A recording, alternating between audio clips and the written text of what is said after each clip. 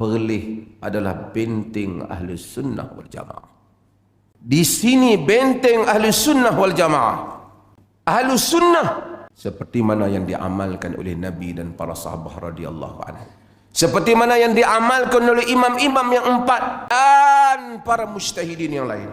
Cakap kita nak ikut ahli sunnah wal jamaah, tapi yang kita duk tengok bukan duk angkat Nabi, duk angkat wali itulah, wali kutub.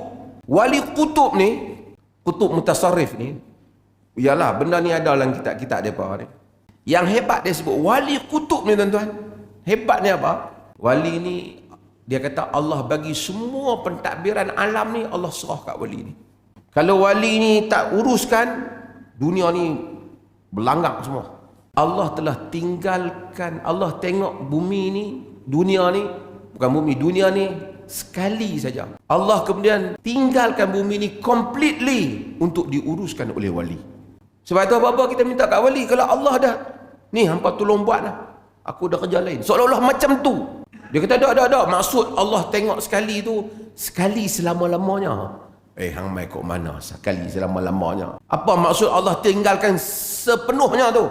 Oh, itu ada benda yang kita mungkin tak faham dia punya maksud. Apa nak maksud lagi? Alhamdulillah, negeri ni tak mai lah benda-benda pelik-pelik macam tu. Kalau mai, kita kena pastikan mereka tak boleh berkembang di bumi sunnah ni, insya-Allah.